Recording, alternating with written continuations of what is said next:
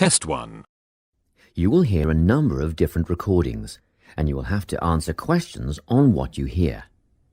There will be time for you to read the instructions and questions, and you will have a chance to check your work. All the recordings will be played once only. The test is in 4 sections. At the end of the test, you will be given 10 minutes to transfer your answers to an answer sheet. Now turn to Section 1. Section 1. You will hear a telephone conversation between a woman who is selling some furniture and a man who is making inquiries about it. First, you have some time to look at questions 1 to 5.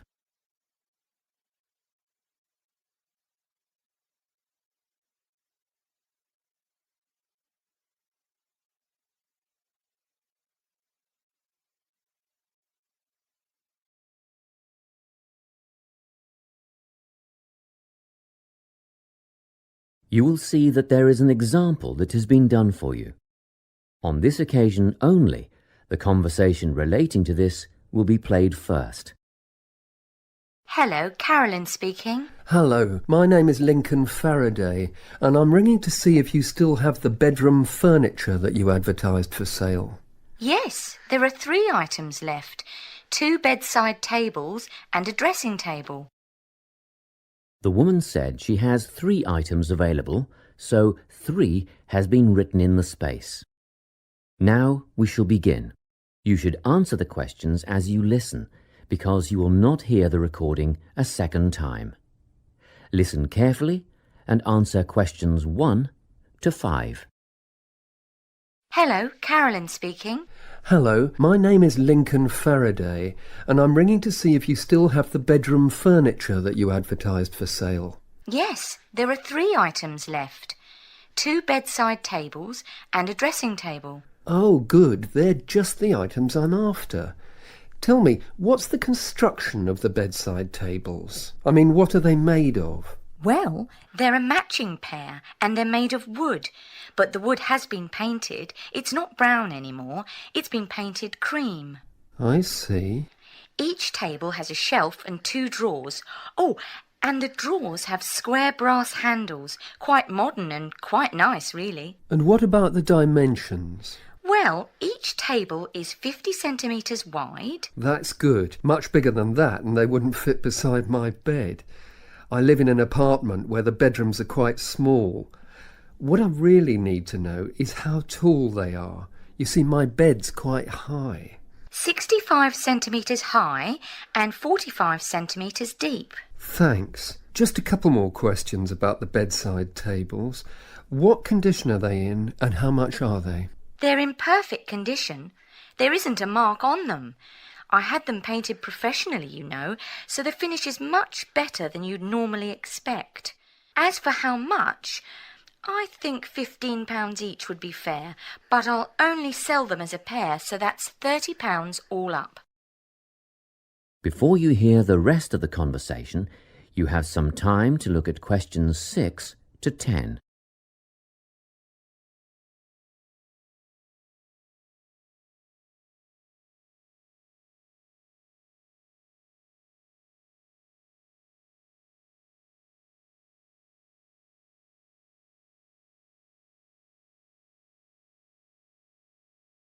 Now listen and answer questions 6 to 10. Now, can you tell me about the dressing table? Yes, it matches the other tables in colour and style. Good. How many drawers does it have? 5 altogether. The bottom 2 drawers hold more as they're deep. And the dimensions? How wide is it? That's all I need to know. It wouldn't be more than 1.5 meters, would it? Well, just under actually. It's 1.25 metres across. Does it have a mirror? 3. Sorry? It has 3 mirrors, you know, a central one and a narrower one on each side. And they're all adjustable. I see. And the overall condition of the dressing table? Well, it has a couple of scratches on the surface, but it's still in good condition, so I'm asking £50. Could I call round and have a look later today? What time were you thinking of? In about half an hour. Oh, Yes, that's fine. By the way, my name is Carolyn Klein. It's on the gate at the front of the house. Klein. Is that Kline? That's right. And I live at 19 Domain Road. Did you say the main road? No, Domain. Domain Road. That's just off Ashgrove, isn't it? Yes. See you soon then. Yes, in about 30 minutes. That is the end of section 1.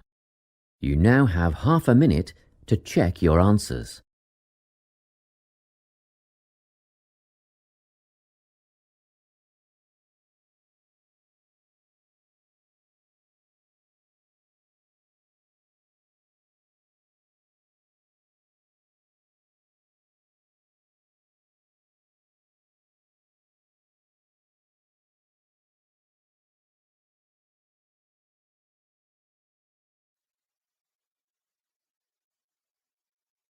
Now turn to section 2.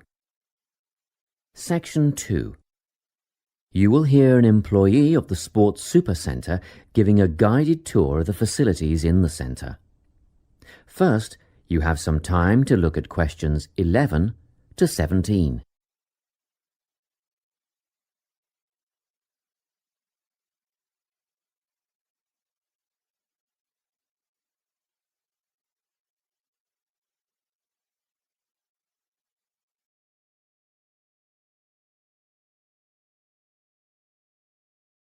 Listen carefully and answer questions 11 to 17. It's so nice to see so many people here on our open day. I hope you'll be impressed by what you see and that you'll all decide to join up. We have tried to cover all aspects of sport and fitness here at the centre. Well, let's start, shall we? As we're standing here at reception looking down the long corridor, you'll notice the car park on your left, where most of you have parked, asks you to reverse into the parking spaces for safety reasons. Also, this morning, a couple of keen potential members rode their bikes right in through the door instead of leaving their bikes outside there on your right, where the secure bike stands are. You may be wondering why there are so many mothers arriving with little children.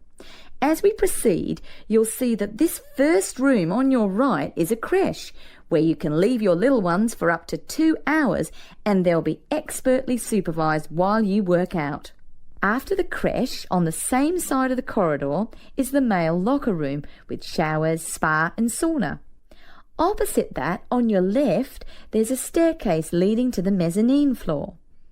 You'll not only get a great view out over the playing fields, but you'll also find a coffee shop and snack bar selling a range of wholesome food and drinks, protein shakes, fruit smoothies, that kind of thing.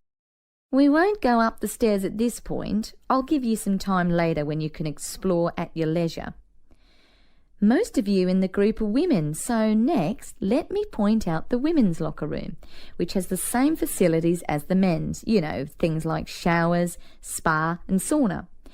It's separated from the men's locker room by an office which the staff mainly use for administrative purposes. As we move on the same side of the corridor as the stairs, you'll see the entrance to the main hall, where they hold yoga classes, aerobics and so on. On the wall here, there is a timetable of all group classes and it is updated regularly. Now, opposite the hall is the gymnasium itself. Go ahead, have a look. Impressive, isn't it?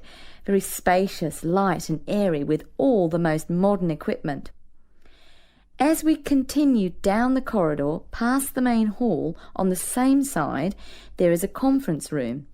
This is mainly used when the centre is hosting a big sports event of some kind. It gives the officials a quiet place to gather and have meetings and so on. You'll have seen the 400-metre athletics track on your way in beside the car park. We have some pretty big athletics conventions here. Well, after a strenuous workout, I bet there's nothing you'd like more than a swim in the aquatic complex. But first, these rooms on our right are all part of the sports medicine clinic, where you have access to a doctor, physiotherapist, massage therapist, podiatrist and even a sports psychologist if you need one. Of course, you'll need to make appointments, but if you have any questions, just pop in and see the clinic receptionist and she'll help you out. Okay, let's go through the turnstile ahead of us. And here we are, in the Aquatic Centre.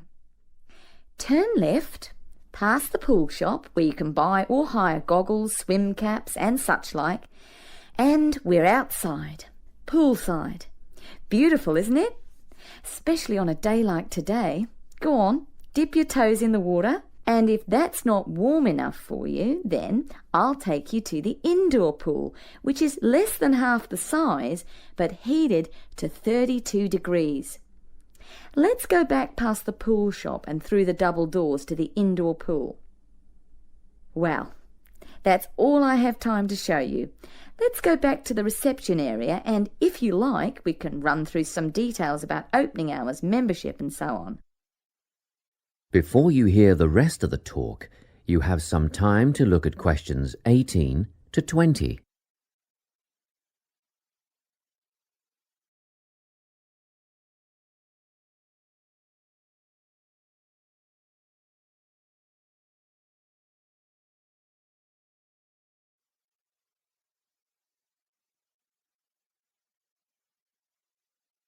Now listen and answer questions 18 to 20. Now, in this brochure, you'll see the opening hours. The centre is open 7 days from 5 a.m. to 9 p.m. Monday to Friday, except for public holidays which follow Sunday's timetable. On Saturdays, we open at the same time as weekdays and close a little earlier. So that's 5 a.m. to 7 p.m. on Saturdays, and on Sundays everyone gets a sleep in. You can come in between 7 a.m. and 5 p.m. Membership fees cover access to the gym, group classes and the pool. But if you want to join a swim squad to train with a coach, you should inquire at reception for prices and timetables. In the gym, personal training is available from one of our dedicated team of trainers, and reception will have more information on who is free when and what hourly rates apply. However, there is always a certificated instructor on hand in the gym at all times for advice and help. And once your membership is paid, you are entitled to a free health assessment, and you'll get a program designed to meet your own particular needs. You'll need to book a time for this with the gym instructor. Now, if you're a mum or dad, remember you can leave your children in the creche. They take babies from 6 weeks old. Bookings are essential though, and you'll have to check the website for times and pricing. Members are also entitled to tennis lessons on a Tuesday or Thursday from 9 till 10:30, but bookings are essential, so ring Natalie. Her number is here in the brochure to reserve a place. Well, I think that's it. Any questions? That is the end of section 2. You now have half a minute to check your answers.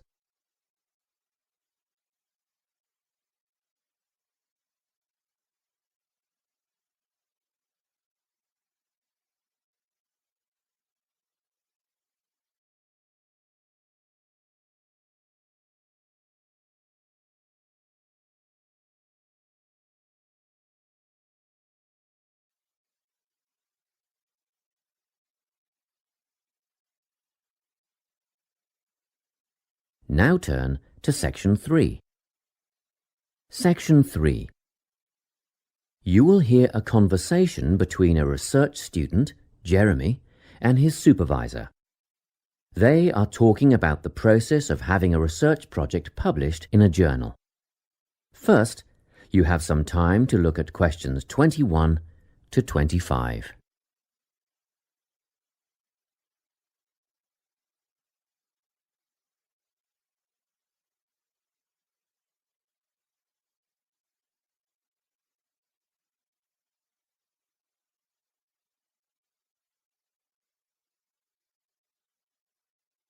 Listen carefully and answer questions 21 to 25.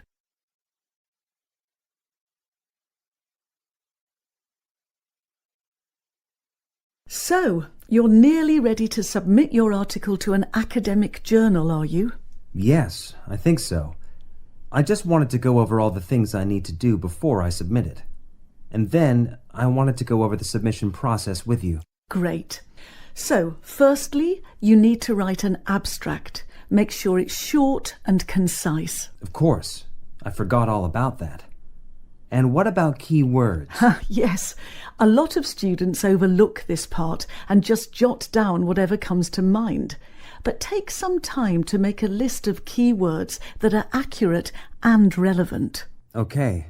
Another thing. Could you have a look at my article before I submit it? Absolutely.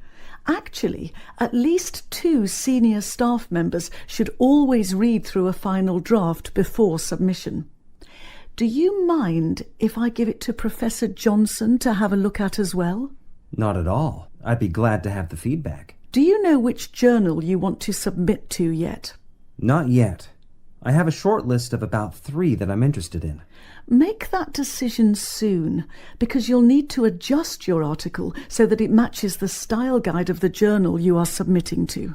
I bet that can take a while. Yes, but after that you are just about ready to submit.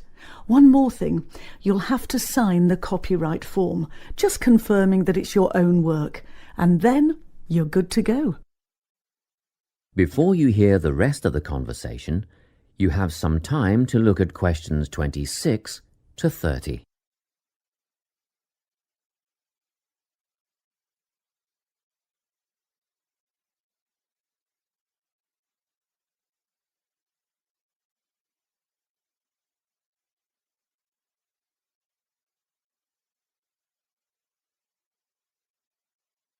Now listen and answer questions 26 to 30. Now, the submission process. How does it work exactly? Well, the first thing is to just send it off. You've got to send in the manuscript before anything else can happen. Sure. And then should I call to check if they have received it? No need for that, no.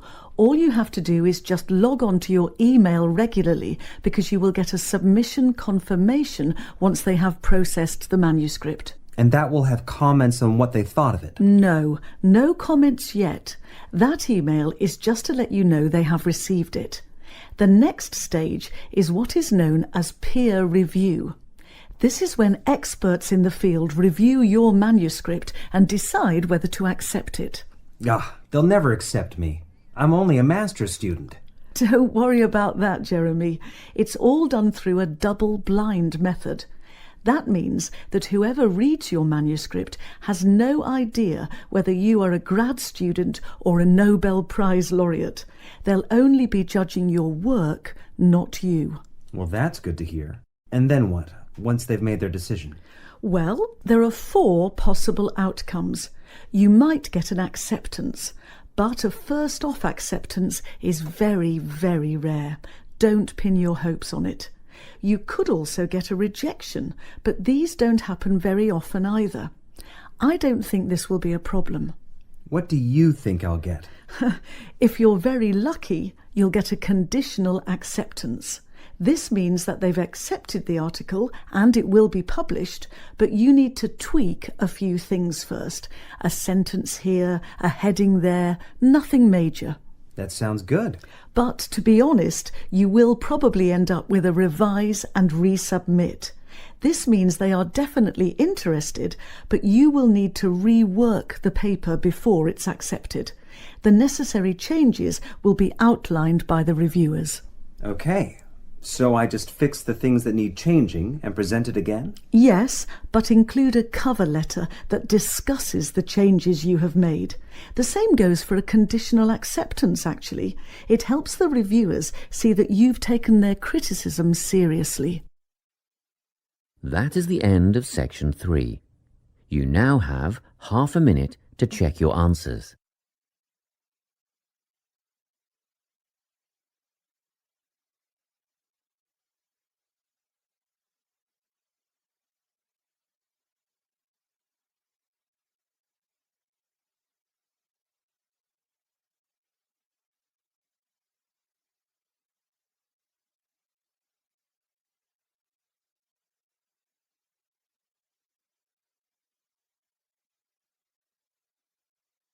Section 4. You will hear a talk on the importance of soil in organic agriculture. First, you have some time to look at questions 31 to 40.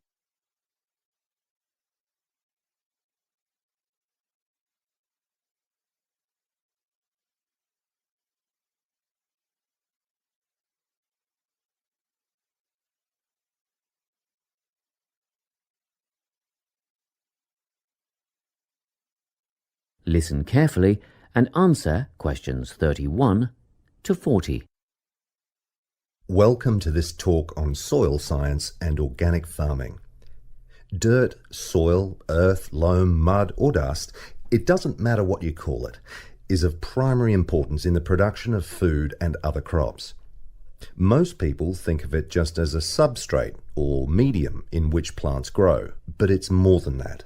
It's actually a living entity. Or it should be if it's healthy, and human health is affected by the health of the soil. Healthy, living soil is literally crawling with life. There are the obvious earthworms, which burrow in the soil and help to aerate and improve it, beetles and other hard-backed insects, and various invertebrates like centipedes. Then there are fungi and bacteria, also living forms. Healthy soil needs food, air, and water to help plants grow.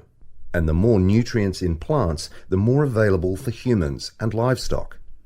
It stands to reason, therefore, that plants grown in poor soil will have few nutrients to pass on to the consumer, whose well-being will be worse off over the long term. So, where do plants get their nourishment? Most of it comes from the soil. Some nutrients are made up of minerals from the earth, while others come from dead plant and animal matter, which is broken down over time by the living insects and other organisms in the soil. Plants depend on these little living creatures to convert minerals and other vital elements into a utilizable form that can be taken up by the plants. And it's a synergistic relationship. In turn, the plants assist those helpful organisms by releasing sugars and enzymes back into the soil. Before I go any further, let's take a look at the structure of soil. Now, if you look at the diagram, you'll see that soil is made up of many different layers. Let's start at the bottom. This is the bedrock under all the other layers. The layer above that is called regolith. Here, the bedrock is slightly broken up, but plant roots don't penetrate this layer. Moving up the chart to the next layer, we come to the subsoil, which contains clay and mineral deposits. On top of that is the alluviation or leaching layer. This is quite light in colour and is mostly just sand and silt. As we get near the surface, we find the topsoil. You will hear a lot of talk about topsoil amongst farmers and other agriculturalists. It's the most important layer of all because it's where seeds germinate and roots grow. Now, at the top of the chart, you will see a comparatively thin layer. This is organic matter that is still in the process of decomposition. It mostly consists of leaf litter and humus. Just think of the surface of the forest floor, partly decayed leaves and twigs, that sort of thing. As you can imagine, good soil forms very slowly over time, but it can be lost very rapidly through erosion. And, in addition, soil quality can be affected by pollution due to anything from industrial waste to the artificial fertilizers used by conventional farmers, which have been shown to suppress the diverse life forms in the soil. This is why organic agriculture is the way of the future. Let's take a quick look at the conventional system, which is often based on monoculture, the production of a single large crop. It relies on chemicals for fertilizer and pest control. It is also becoming an increasingly common practice to use genetically engineered seeds. And more chemicals are used to control insects and fungi, which attack crops in storage and during transportation. Also, did you know that there is no requirement for conventional growers to maintain records of their production practices? Organic growers, on the other hand, choose the most environmentally friendly options for dealing with pests and disease problems, working towards prevention in the first place. Some of the strategies they employ include alternating the crops grown in each field, as opposed to monocropping. Because different plants add different nutrients to the soil, by rotating crops, the soil is naturally replenished. This can do away with the need for pesticides, because the problem insects' life cycles are naturally interrupted. Surrounding crops with green waste can not only conserve moisture in the soil, but it can prevent weeds from springing up, and it also feeds the beneficial microorganisms. When it's ploughed under, it feeds the soil by building more organic matter. Organic farmers often release beneficial insects as predators, which precludes the need for artificial pesticides. Animal manure, combined with green waste materials, correctly composted to kill pathogens and weed seeds, fertilizes the soil in a way that encourages life rather than suppressing it. And, by the way, use of manure in organic farming is highly regulated. In fact, all agricultural inputs are evaluated for their long-term effects on the environment, regardless of whether they are synthetic or natural. To sum up, organic farming is the only sustainable way of feeding the people on this planet and keeping both the planet and the people in good health. That is the end of section 4. You now have half a minute to check your answers.